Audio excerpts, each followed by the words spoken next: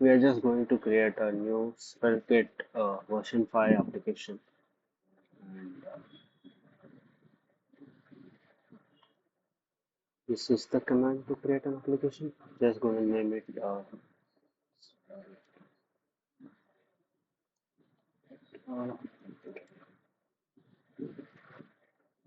so I'm going to just yes.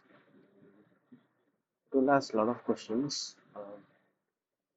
I'm just gonna go with minimal, and then yes, I'm gonna use TypeScript.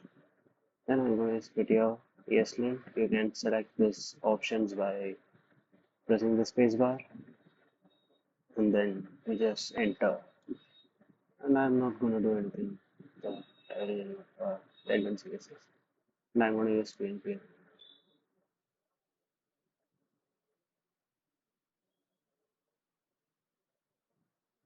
Is created and source data is created. Yeah, the system. So I'm just gonna reopen my VS Code to this particular directory. This should be done. Back to the translation, we have the script as step to run it in our local without building. So I'm just going to use PNP enter. Yeah, I'm just gonna,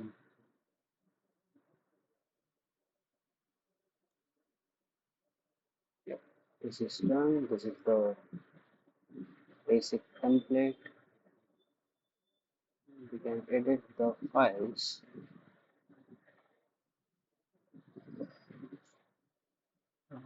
Yeah, the page dot svelte will have the content.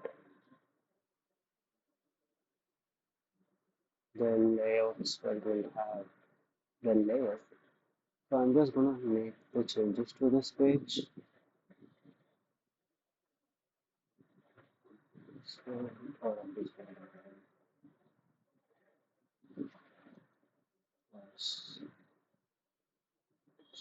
so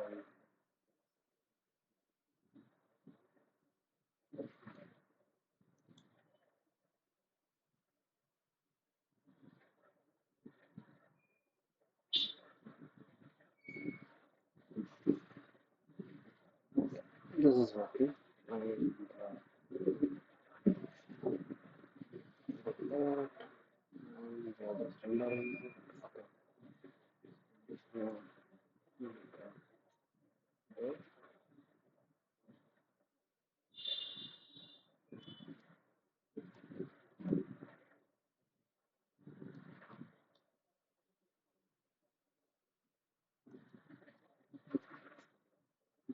So yeah, it is great. So fun. Yeah, the tailwind is also working, and the page index.ts will have the imports and other logic within as well. So yeah, this should be the quickest way to use Svelte file. As you see here, yeah, it is using Svelte. And Svelte it is an alternative to uh, next and next, but using Svelte instead of React and Vue. So that's the thing. So